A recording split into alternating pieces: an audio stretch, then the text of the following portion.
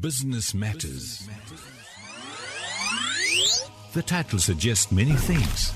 The important issue is the world revolves around business, society, organizations, individuals, and even religion survives and thrives because of business. Business has to encompass not just financial commodity and service transactions. It has also to include welfare, justice, empowerment, environmental, and other issues too. Every week, Business Matters will delve into aspects of business that impact our lives. We will seek out extraordinary and ordinary people who have done extraordinary things. Facilitators, educators, and entrepreneurs will be invited to inspire and enlighten our listeners. Join Anwar Mullah for an interactive show and find out what really matters in business.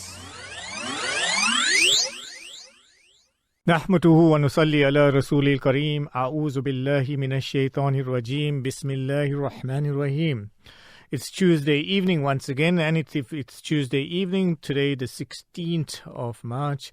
It's the Business Matters program with me, Anwar Mullah. Assalamu alaikum wa rahmatullahi wa barakatuh. Yes, it's 20 past 8, and for the next 40 minutes, you're going to be sharing time with me, and I have a most interesting guest on the program tonight, a guy that I met for the first time last week, who's blown us all away. And I'm going to introduce him to you, and we're going to talk about tourism in the Western Cape and about hiking in particular and what the Western Cape has to offer us. Before I introduce my guest, let me just remind you the numbers in the studio: 0861904904 if you want to call in, or if you choose to WhatsApp us in the studio, it's 060-904-1056. The Business Matters program brought to you by the Minara Chamber of Commerce. Without much delay, let me introduce you to my guest, and his name is Steve Bolnick. Steve is joining us on the line from Cape Town. Steve, a very, very warm welcome to Radio Al Ansar. Shukran. So nice to hear you, Anwar. Okay, Steve, let me just do a bit of introduction to yourself. I'm not going to go through your entire CV because that will take up the bulk of the program. Safe to say that you have a BSc Honours in Zoology at the University of Witwatersrand, and you completed an MSc at the University of California. Along the way, you are qualified as a guide in the highest levels in South Africa, Botswana, and Zimbabwe, and also recognized as a specialist guide in Zimbabwe. And you have trained many guides in the Transkei, the Western Cape, Timbaviti, and Zimbabwe. You regularly take time off to give back to training young people from previously disadvantaged communities in order to equip them for employment in conservation. Your passion is hiking and walking safaris, and you're also involved in Zimbabwe in a place called Mana Pools, which we're going to talk about a bit later. And Steve, it was really, really an absolute honor being with you last week, spending 5 days with you in Cape Town. And on behalf of the 8 families that we were, us and our wives, we want to firstly thank you for having empowered us with such knowledge of flora and fauna. And we're going to talk a little bit today about what we encountered and what we went through. But firstly, we're talking from a business perspective, tourism in the Western Cape. Western Cape has always been reliant on foreign tourists, and you see much more foreign tourists in Western Cape than you do in our part of the world, here in KZN. And surely you guys are battling now that the tourists are not there and COVID has come in and severely restricted international travel.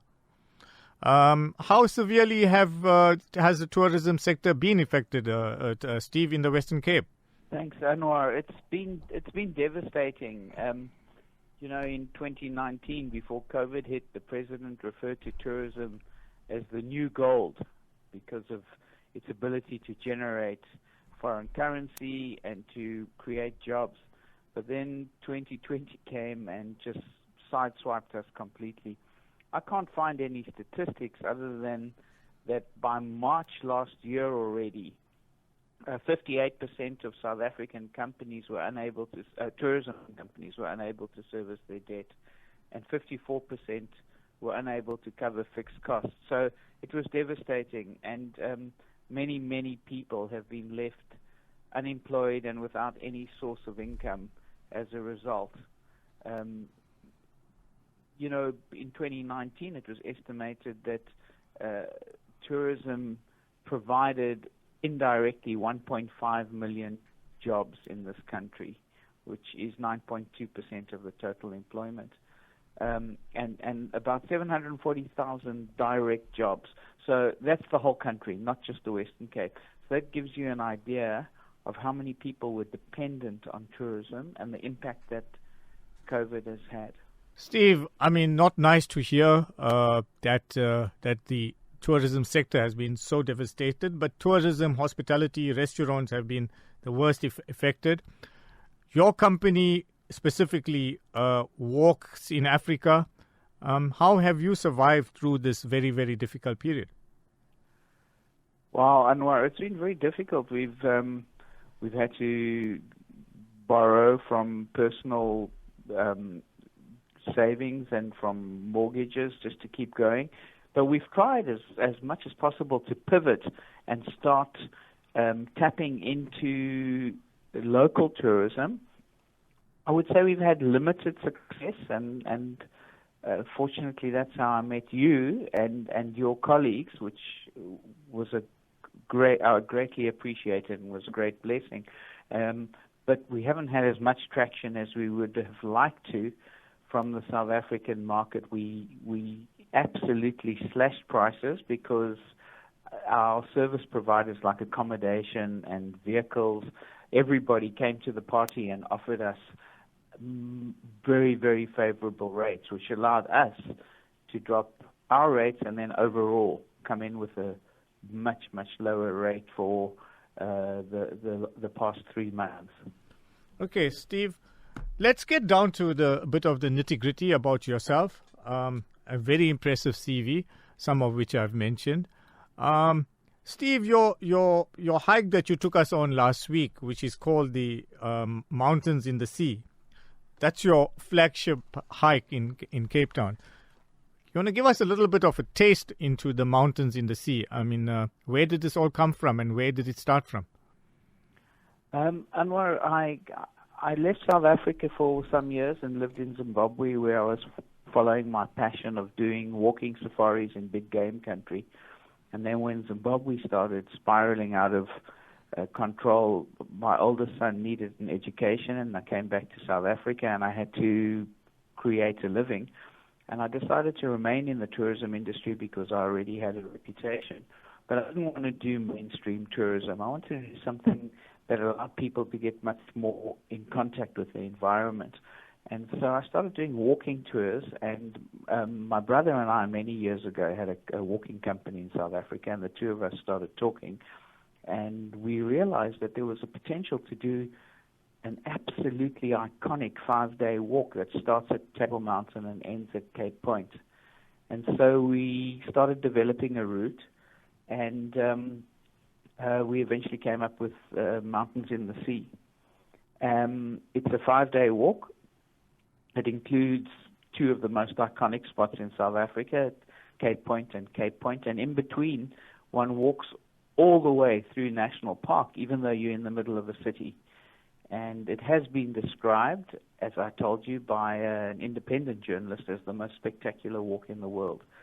It's not super easy walk. It can be it is challenging in places, but what we've chosen to do is stay in accommodation along the way rather than using mountain huts, because Cape Town is such a hospitable city that I feel people who are walking here want to be a little bit indulged in the evening, come and have a hot bath or have a good meal, and then get back on the mountain the next day, and a comfortable night in a bed, and then get back on the mountain, which is quite easy to do in Cape Town. Absolutely. I must confess, I've done many hikes. I've done the Otter Trail on 3 occasions. I've done the Whale Trail.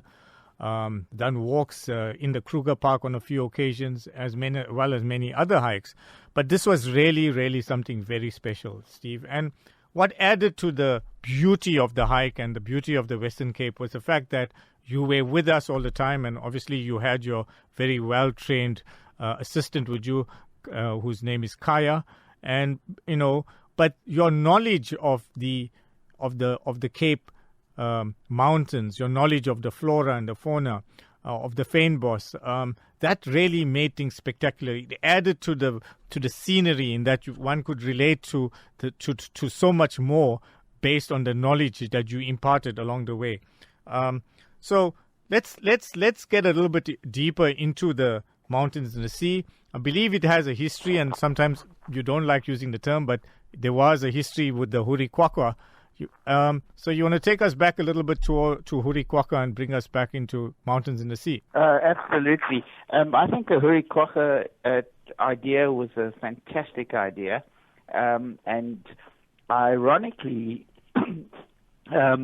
Sandparks launched the Hurikwakwa Trail at the same time as I launched Mountains in the Sea, and they are very similar but different. First of all, the route that I designed was slightly different from what the Hurikwakwa uses. We had access to certain land that Sandparks didn't, although that has now changed. Sandparks has access to that land. But also Sandparks established very, very beautiful huts along the way. And on the Hurikwakwa Trail, the idea was to spend nights on the mountain, which I think is a very romantic idea, and it's suitable for a lot of people. But as I said, my feeling is that if you're going to walk on the mountain in Cape Town, why not come down and sleep in lovely crisp linen and have a great meal and get fresh for the next day. And so that's how Mountains in the Sea evolved, and it's been going for a while. And the Hurikwakwa Trail is still there in theory, but some of the huts are not working, unfortunately. There's been vandalism and fire. But you can still do sections of the trail and use the mountain huts if you book with Sandparks. Okay. Day one of the Mountains in the Sea, that's when we met you the evening before, but we met at the base, just after the cable car station at the base of Table Mountain, where the famous Platteklip climb up to the top of Table Mountain starts. And you want to take us through a bit of day one, climbing up Platteklip? Okay. Platteklip is quite a grueling ascent. It normally takes people about 2 hours to get up to the top of Platteklip. 2 hours if you're very fit, Steve. I mean, let's be realistic. With a group like ours, closer to 2.5 to 2 hours 45. Yeah, 2.5 plus 6 minutes. Say. Plus 6 minutes, your famous 6 minutes.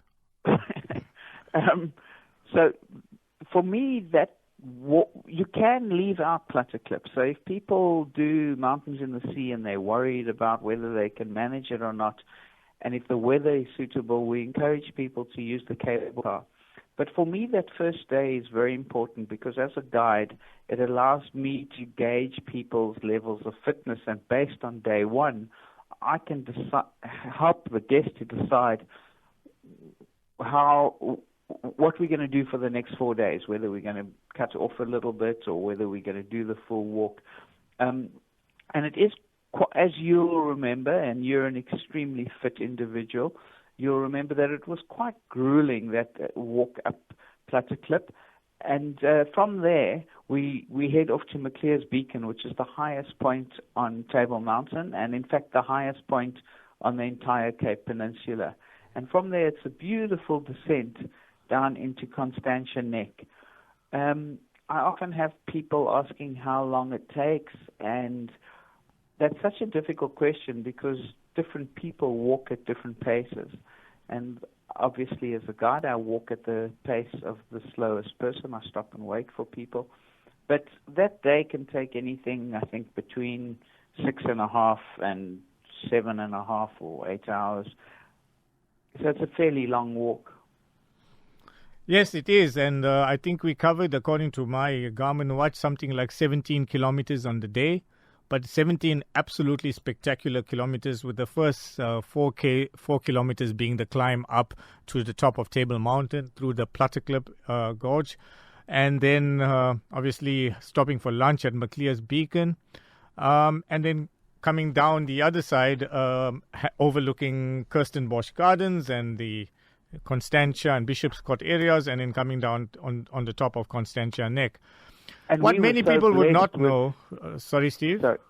No, we were so blessed to see both the national flower, Yes. Proteus aneroides, in full bloom, as well as the provincial flower, Dyza uniflora, in flower. And that was so special because we had them flowering right next to one another.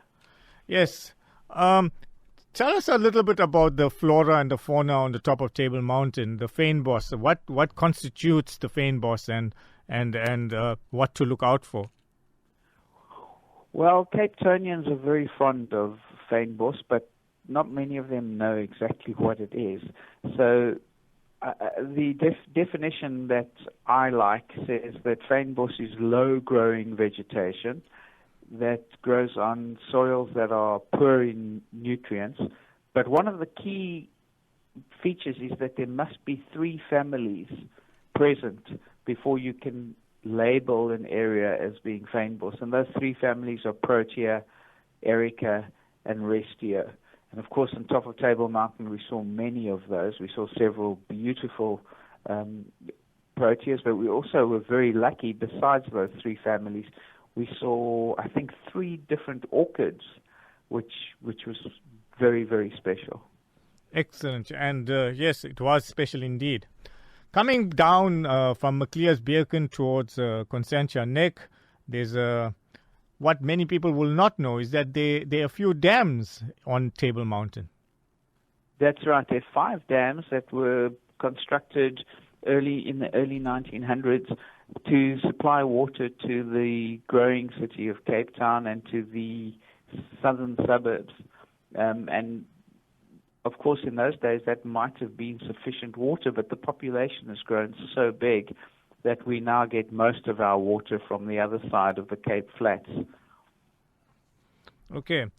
Well, certainly a sight to behold to see, as you're walking down Table Mountain, coming down towards Constantia Neck, and to see these quite big dams that you encounter along the way, which really I was not aware of, but very nice to see. Steve, what a lot of listeners would be very interested is if they join your hikes and arrange to do these hikes with you, what is the status of the accommodation, but also more importantly the food from a halal perspective, and what do you provide and what don't you provide? Okay, thank you. Accommodation is adjustable. So the way the original hike was developed, and it was mainly designed for international guests, we stayed in 4-star hotels. But of course, that put the price up, and unfortunately, some of those hotels were not willing to negotiate price now. But we also have the ability to use bed and breakfasts, and so that can bring the price down, but still provide a very, very comfortable accommodation option.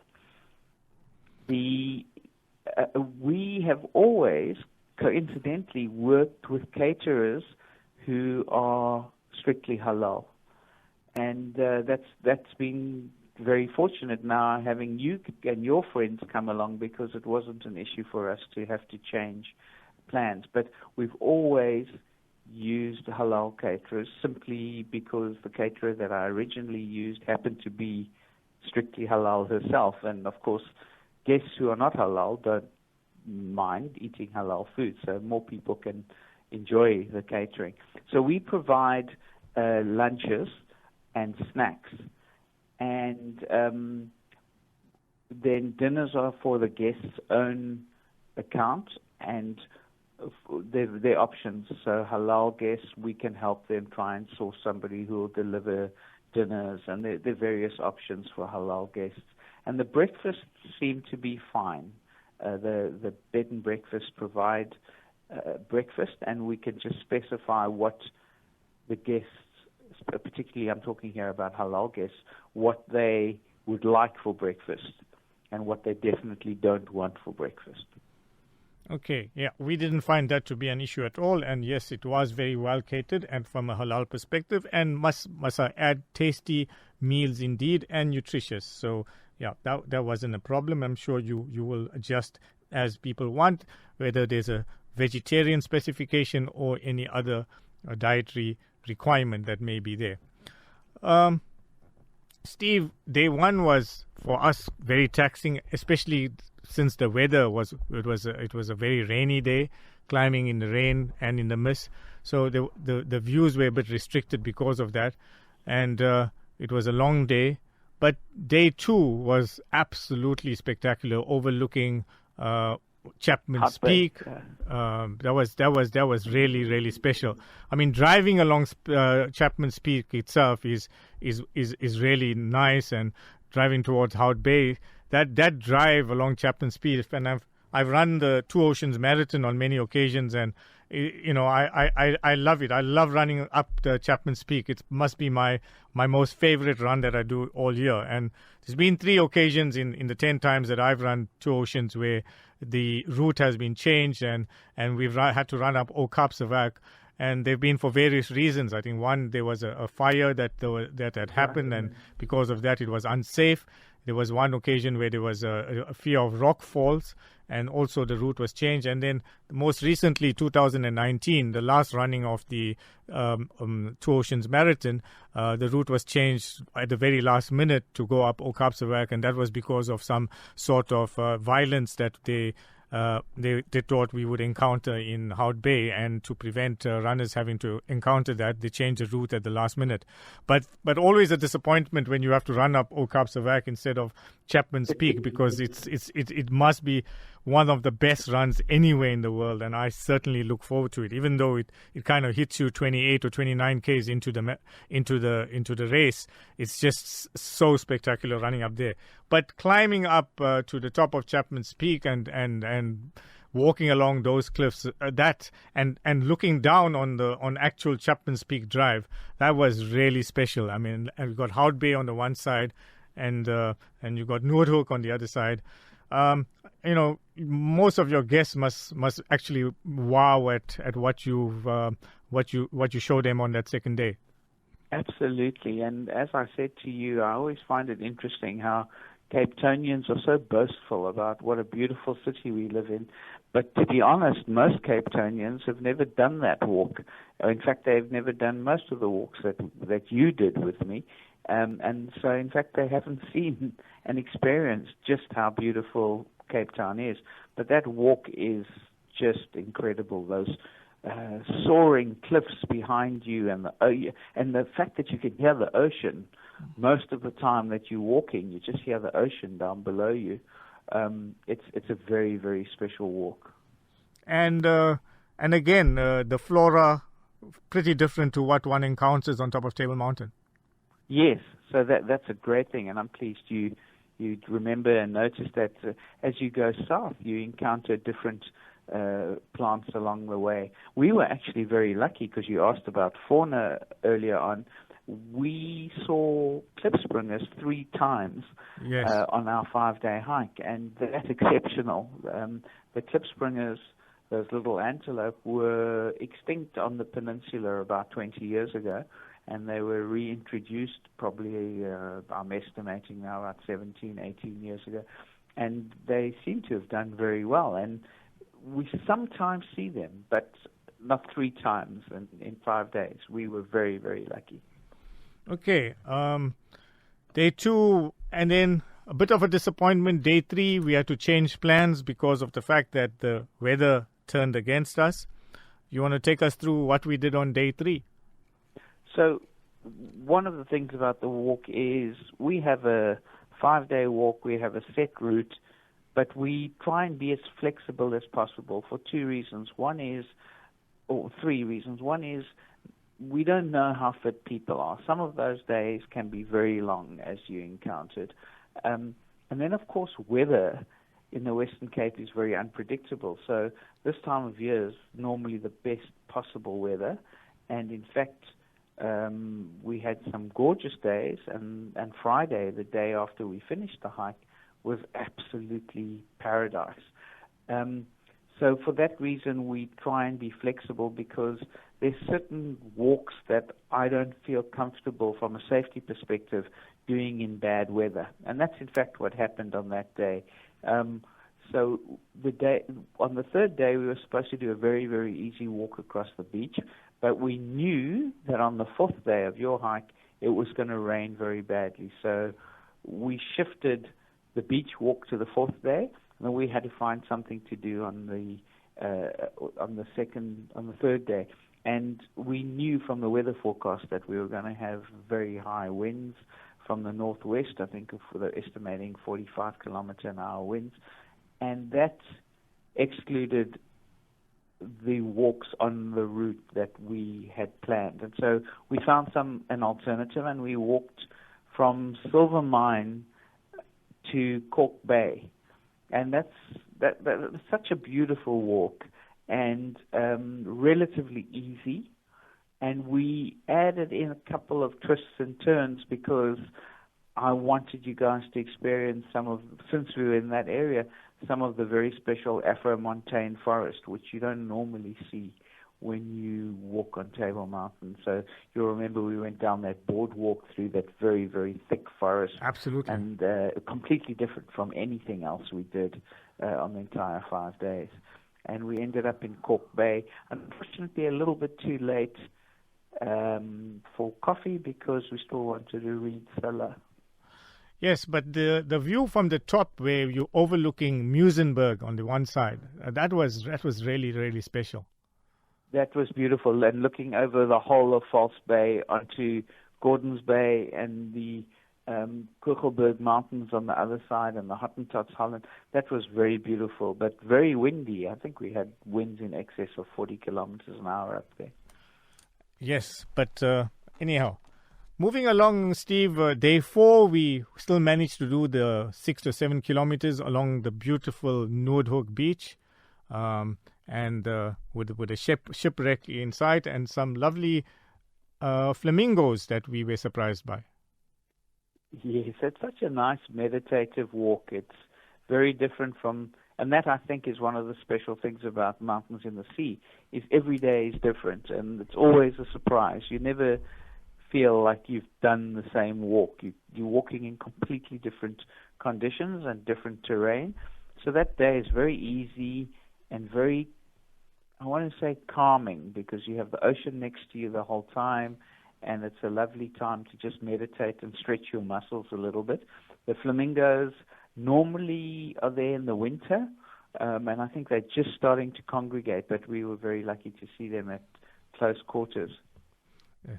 And on getting through to the last day, and you certainly left the best for last, the walk in Cape Point.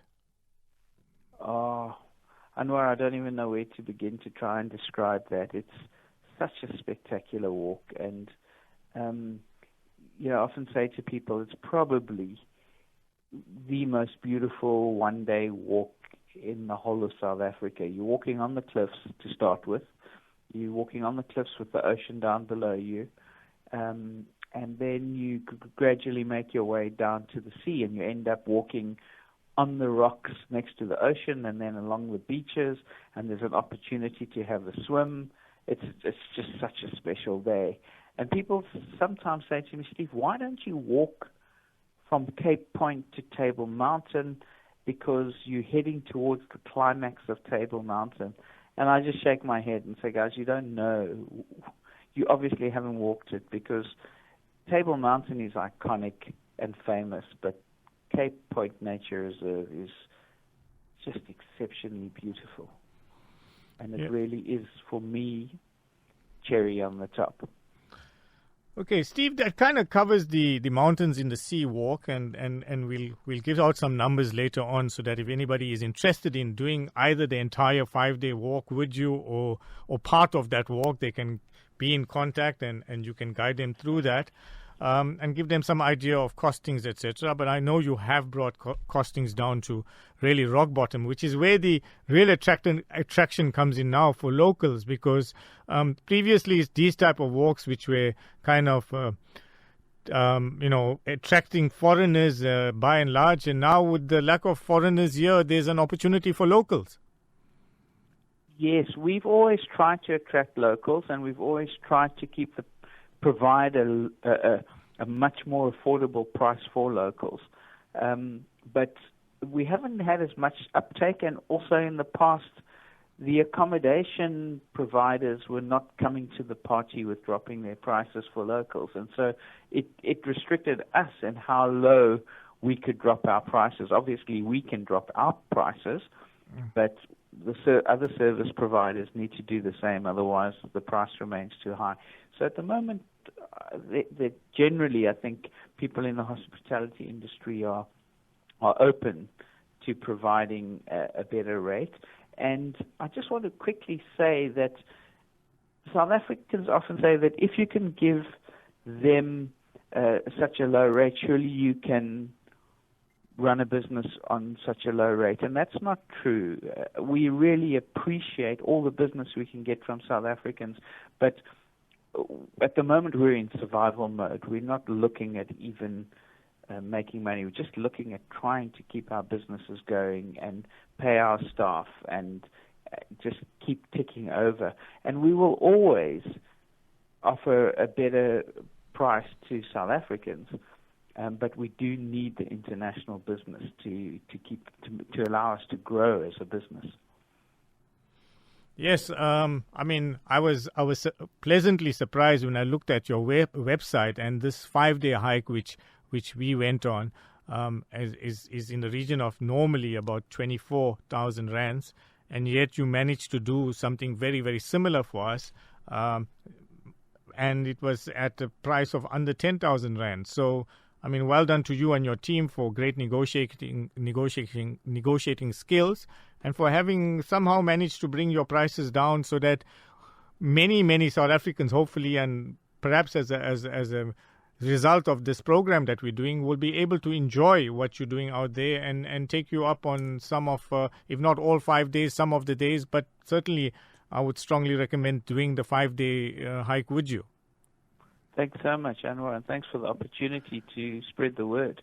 Yes, Steve, this is not the only thing that you do. I have to pick your brain a bit on Mana Pools, and that is where you kind of come in with your Zimbabwe side of things. Tell us a little bit about Mana Pools and what you have set up out there and what it is that you do there. So I've always had a very close relationship with Zimbabwe, and I've split my life between hiking in the mountains and wildlife safaris. And at the end of the safari season in 2018, I got the opportunity to open a camp in Mana Pools. And Mana Pools is one of the most famous and one of the greatest wildlife parks in Africa.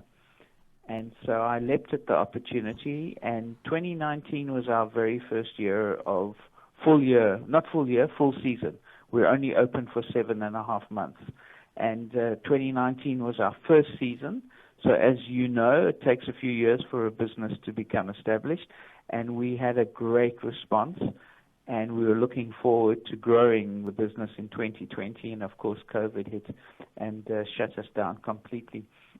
Camp Mana is a very environmentally friendly, beautiful seasonal tented camp, very comfortable, but we believe that you don't have to destroy the environment in order to enjoy it. So it's a tented camp, but the tents are huge, not huge, they're big walk-in tents with ensuite toilet and shower. And it's very old school. So if you want to shower, you have to tell us, and we heat the water up on a fire, and then we hoist it up in a bucket, and you can have a hot shower in the privacy of your own bathroom. And the toilets are flush toilets, and the header tanks for the toilets are checked and filled manually several times a day. Just to give you an idea of it's kind of like the old Hemingway camps, really, that romantic, old school safari. And we're on the edge of a floodplain, looking across the Zambezi River, and we have wildlife. It's not fenced, the camp, at all, so we have wildlife moving past the camp and through the camp constantly. It's an incredibly special place. So you could be sitting and having lunch, and there would be some elephants going through, and maybe a lion or two. So, absolutely, the elephants, I would say, at least 3 times a day we have elephants coming either past the front of the camp or right through the middle of the camp. And there's some resident lions in the area whom we see on average about once or twice a week from the camp. So in fact, in 2019, we had the lions kill the buffalo in front of the dining room, and it was quite amusing because we would all have meals together. We'd sit down in the dining room, and the lions would be eating their buffalo just outside the dining room. And so everybody had meals together. Okay. Steve, Zimbabwe business must be devastated at this moment in time. Absolutely. We closed. We didn't even open the camp last year because there's a lot of costs involved, and of course because of all the COVID regulations, it wasn't possible to open. But also, the camp, although we have very, very good rates for regional guests, the camp is primarily attracting international guests. And last year, of course, there was no travel, and this year is a big challenge for us. We currently have no international travel, but we've made a decision to open the camp, and we are hoping that regional and local Zimbabwean business will carry us through. Just hopefully they'll cover our costs, which are considerable up there, and that will keep us going until international travel begins. So we have fantastic specials up there just to try and get volume of people through the camp to keep us going. Okay. Steve, besides the Mana pools and the mountains and the sea, I mean, you also spoke to us about various other beautiful hikes in the Western Cape. You want to briefly touch on some of those? Yes, I mean the Western Cape. I think the whole of South Africa offers beautiful walking opportunities, but the Western Cape is where I'm based a lot of the time. The West Coast hike is a very easy, beautiful hike that goes along the ocean. Very, very easy and very beautiful, and you don't see many people at all. So it's a very relaxing hike, also meditative, just walking along the sea.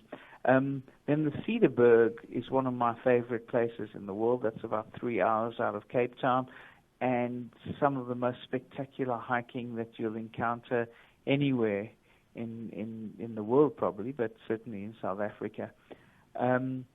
Then there's the Green Mountain Trail just in the Winelands, which is quite an easy trail that alternates between fynbos and farmland. Off the top of my head, that's what I can think of. There's also some nice day hikes around Franschhoek and Hermanus, and of course you know the Whale Trail because you've done the Whale Trail, I think, Anwar. Yes, we have, yeah. The Whale Trail, I mean, also a 5-day trail, but really, really beautiful as well. Hi, Steve, are you still there?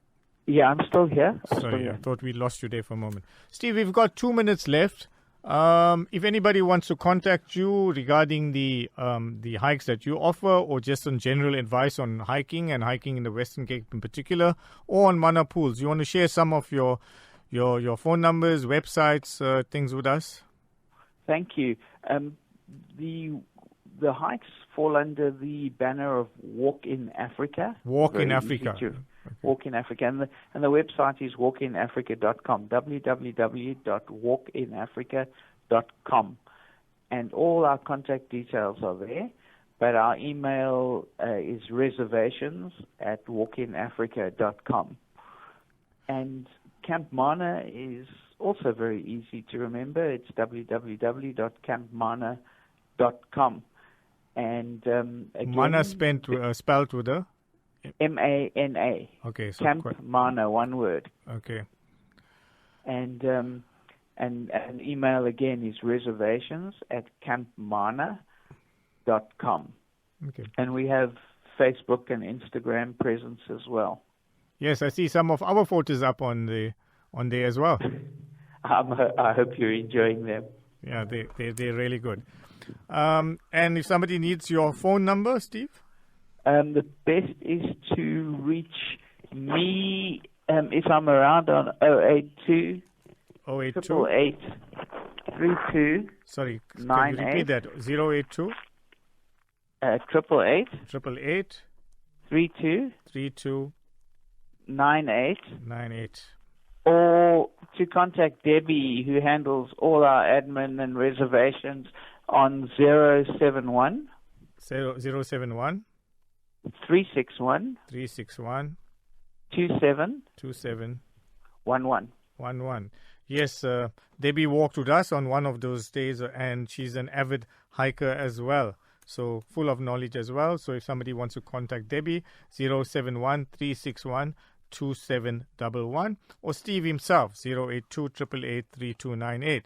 Steve, I'd be failing if I didn't thank you once again on behalf of the 8 families that were with you last week, and I'm going to name them all: the Naseem Katrada family, the Manga family, JP Parak and his wife, Salim Khan, Dr. Ridwan Katrada, Mac Parak, Dr. Mohammed Tanda and his wife, and also myself and my wife.